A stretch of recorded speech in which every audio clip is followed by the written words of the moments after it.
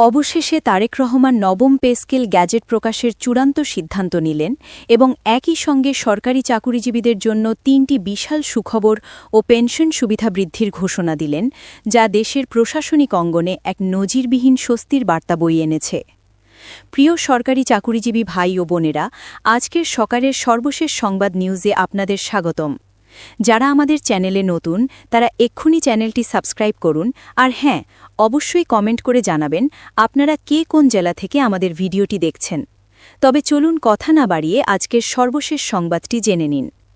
দীর্ঘ প্রতীক্ষা, জল্পনা, কল্পনা এবং নানা অনিশ্চয়তার অবসান ঘটিয়ে অবশেষে তারেক রহমান আজ ৩টি যুগান্তকারী সুখবর দিলেন।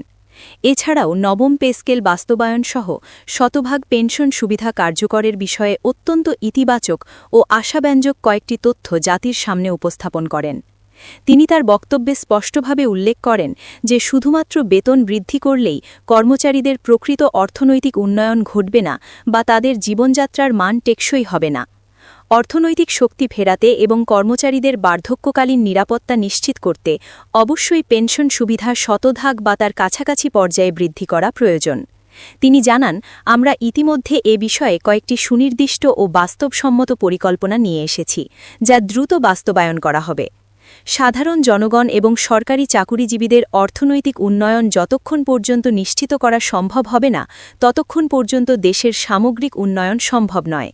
তাই অবশ্যই দেশকে উন্নয়নের মহাসড়কে রাখতে হলে এবং একটি দুর্নীতিমুক্ত প্রশাসন গড়তে হলে শতভাগ পেনশন সুবিধাসহ নবম জাতীয় বেতন স্কেল কার্যকর করার পাশাপাশি সাধারণ জনগণের আর্থিক উন্নয়নের দিকগুলো নিশ্চিত করা হবে। গতকাল অন্তর্বর্তীকালীন সরকারের প্রধান উপদেষ্টার সঙ্গে তারেক রহমানের একটি অত্যন্ত গুরুত্বপূর্ণ ও নীতি নির্ধারণী বৈঠক অনুষ্ঠিত হয়েছিল। এই বৈঠকে কবে নাগাদ গ্যাজেট প্রকাশ করা হবে এবং এর আইনি ও আর্থিক দিকগুলো কী হবে তা নিয়ে বিস্তারিত আলোচনা হয়। এছাড়াও পে কমিশনের রিপোর্টে কোন কোন বিষয়গুলো সংশোধনীয় পর্যায়ে আনা হবে এবং কোন কোন বৈষম্য দূর করা হবে সেই বিষয়গুলো নিয়ে গভীরভাবে পর্যালোচনা করা হয়েছে। তারেক রহমান বলেন, আমরা দেশ সংস্কার করতে চাই এবং একটি ভঙ্গুর অর্থনীতিকে টেনে তুলতে চাই। পূর্বের সরকার দেশের যতটুকু আর্থিক ক্ষতি করেছেন এবং ব্যাংকগুলোকে যেভাবে শূন্য করেছেন তা হয়তো পূরণ করতে এই সরকারকে অনেক বাধা বিপত্তির সম্মুখীন হতে হবে। ইতিমধ্যে অন্তর্বর্তীকালীন সরকার ক্ষমতায় থাকায় গত কয়েক মাসে বিভিন্ন প্রশাসনিক বিষয় সংস্কার করেছেন এবং অনিয়ম দূর করার চেষ্টা করেছেন। তবে মূল বিষয়গুলো, বিশেষ করে সরকারি চাকুরিজীবীদের বেতন কাঠামোর মতো বড় বিষয়গুলো এখন পর্যন্ত সংস্কার করা সম্ভব হয়নি। এগুলো সংস্কার করা হলে সরকারি চাকুরিজীবী ও তাদের ওপর নির্ভরশীল সাধারণ জনগণ স্বাভাবিকভাবে ও সম্মানের সাথে জীবনযাপন করতে সক্ষম হবেন। তারেক রহমানের ভাষ্যমতে, আমরা কর্মকর্তা ও কর্মচারী উভয় শ্রেণীর চাকুরিজীবীদের অর্থনৈতিক গতি ফেরাতে এবং মুদ্রাস্ফীতির সাথে পাল্লা দিয়ে তাদের ক্রয় ক্ষমতা বাড়াতে যে ধরনের পদক্ষেপ নেওয়া প্রয়োজন তার সকল পদক্ষেপ নেব। সময় সংকট থাকায় এবং দ্রুত সিদ্ধান্ত নেওয়ার প্রয়োজনে প্রধান উপদেষ্টা গঠিত পে স্কেল পর্যালোচনা কমিটির সঙ্গে একাধিক জরুরি ও গুরুত্বপূর্ণ বৈঠক করেন। সেখানে পর্যালোচনা কমিটি জানিয়েছেন যে প্রধান উপদেষ্টা কর্তৃক গঠিত পে কমিশন বাজার যাচাই করে যে রিপোর্ট উপস্থাপন করেছেন এটা পুরোটাই যুক্তিসম্মত এবং বিজ্ঞানসম্মত। তাই সামান্য কিছু জায়গায় সংশোধন করে বা ফাইন টিউনিং করে সরাসরি এই রিপোর্ট অনুযায়ী বেতন বৃদ্ধির গ্যাজেট বাস্তবায়ন করলে কর্মচারীদের অর্থনৈতিক শক্তি বৃদ্ধি পাবে এবং তারা কাজে মনোযোগ দিতে পারবেন। তারেক রহমান আরও বলেন, ২০১৫ সালের সর্বশেষ অষ্টম বেতন স্কেলে অবসরপ্রাপ্ত সরকারি চাকুরিজীবীদের জন্য অবসরকালীন ভাতা বা পেনশন বৃদ্ধির হার ছিল অত্যন্ত নগণ্য, যা মাত্র ৪৫% বৃদ্ধি করা হয়েছিল। এটা বর্তমান সময়ের বাজার দর এবং জীবনযাত্রার ব্যয়ের সাথে তুলনা করলে পুরোপুরি অকেজো হয়ে পড়েছে। কিন্তু তৎকালীন সময়ে স্বৈরাচারী আচরণের কারণে এই বিষয়টি নিয়ে তেমন কোনো নেতিবাচক তথ্য উঠে আসেনি বা কেউ প্রতিবাদ করার সাহস পায়নি। দীর্ঘ ১০ বছর পর মাত্র ৪৫% অবসরকালীন পেনশন সুবিধা কোনোভাবেই মেনে নিতে সক্ষম নন বর্তমানের সরকারি চাকুরিজীবীরা।